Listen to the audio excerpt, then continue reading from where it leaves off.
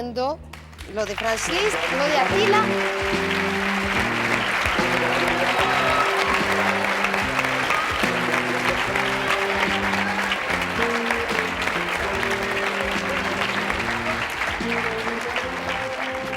Buenas noches. Muy buenas noches. Nosotros somos la capital de Hungría. ¿Cómo es la capital de Hungría? Buda, pez. Yo soy el Buda y este es el pez. Ya no hay más que verlo, claro. Ah, sí, no hay más que verlo. Por eso digo. O sea, Buda ya se sabe. Meditación trascendental, el yoga, posición de... Un poco pasota también, Buda.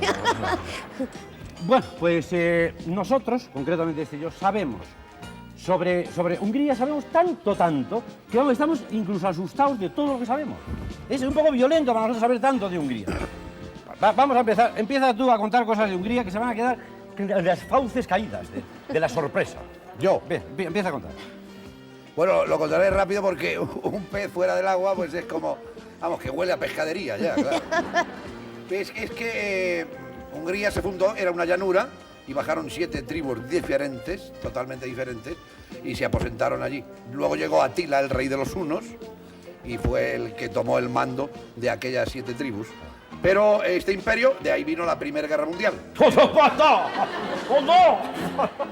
No, sí, es igual. Y en la Primera Guerra Mundial, que se acabó en 1918, es cuando entonces Hungría se nombra República Independiente de Hungría. Ahí empieza la era moderna de la República de Hungría. ¿He dicho algo mal? Todo. Como todo. ¿Todo? Se ha terminado ya, ¿no? Ya. Bueno, pues tú no has contado la historia de Hungría, has contado la historia de un pueblo de Burgos. No tiene absolutamente nada que ver.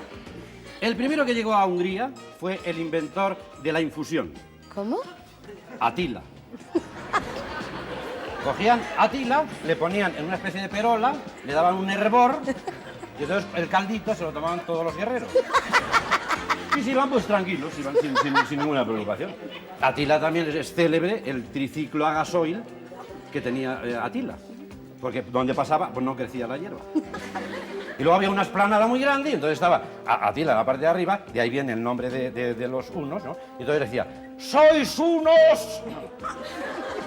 ¡Dragunos! Se quedaba así parado y por eso son los hunos.